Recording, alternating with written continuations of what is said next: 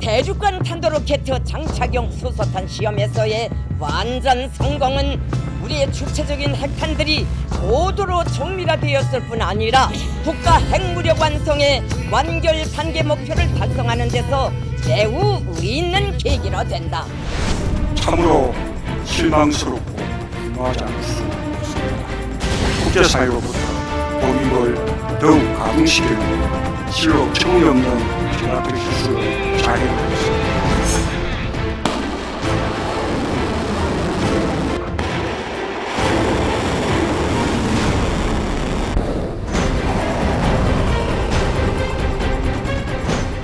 오늘 새벽 동이 트자마자 우리 군은 동해상으로 현무-2A 탄도미사일과 공군의 슬래미알 공대지 미사일을 실제 발사했습니다.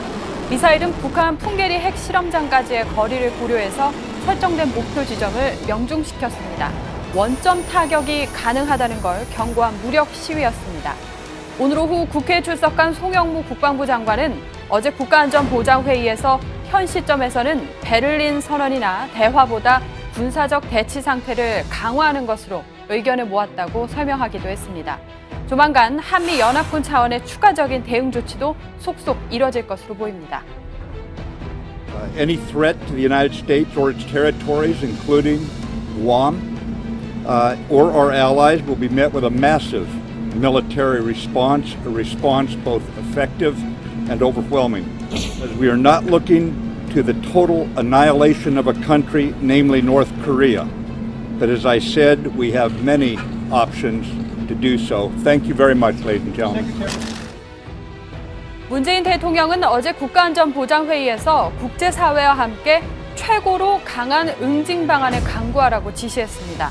오늘 아베 신조 일본 총리와의 전화 통화에서도 지금까지와는 차원이 다른 북한이 절감할 수 있는 실제적인 대응 조치가 필요하다고 강조했습니다.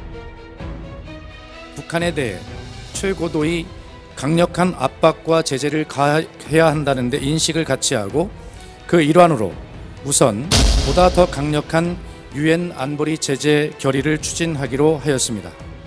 우리 시간으로 오늘 밤 한미일 그리고 프랑스, 영국까지 5개국 요청으로 유엔 안보리가 긴급 소집됩니다. 원유 수출 금지 조치를 대북 제재 결의안에 포함시킬 가능성이 그 어느 때보다 커졌습니다. 북한과 이렇게 연결된 송유관을 잠그는 건 중국이 줄기차게 반대해왔던 그야말로 최후의 수단이기도 합니다. 제가 사진을 좀 준비해봤는데요. 북한과 접경 지역에 살고 있는 중국인들 휴일은 어제 집에서 쉬다가 인공지진으로 깜짝 놀라 집 밖으로 뛰쳐나가 불안에 떨었습니다. 지린성 옌지시의 한 주민 사진입니다. 윗옷은 입지도 못하고 이불만 걸친 채 집 밖으로 이렇게 뛰어나와서 놀란 가슴을 진정시키고 있습니다. 게다가 어제는 중국의 가장 중요한 하반기 외교 행사인 브릭스 정상회의 개막일이었습니다. 그것도 시진핑 주석이 개막 연설을 하기 4시간 전에 잔치상을 김정은이 엎어버린 건데요. 중국 당국으로서도 화가 나지 않을 수가 없겠죠. 그런데도 중국의 한 관영 매체는 중국 동북 지역이 방사능에 피해를 보지 않는 한 중국이 나설 필요가 없다고 주장하고 있습니다. 중국은 북한의 새로운 핵실험에 어떻게 대응해야 하는가? 중국이 대북 전면 금수 등 극단적인 조치에 쉽게 동의하면 안 된다. 석유 공급을 완전히 중단하고 북중 변경을 폐쇄한다고 해도 북한이 핵미사일 활동을 억제할지 명확하지 않으며 오히려 북중 간 전면적인 대립이 발생할 가능성이 있다. 석유 금수 조치로 북한 체제가 흔들릴 경우 북중 접경 지역에 대량으로 난민이 발생할지도 모르는 혼란 사태를 우려하고 있는 겁니다. 그러니까 중국이 그리 쉽게 송유관을 걸어 잠그진 않을 거란 걸 알 수 있는 대목입니다. 이를 잘 알고 있는 트럼프 미 대통령은 트위터에 북한과 거래하는 어떤 나라와도 모든 무역을 중단하는 방안을 고려 중이다라고 말했습니다.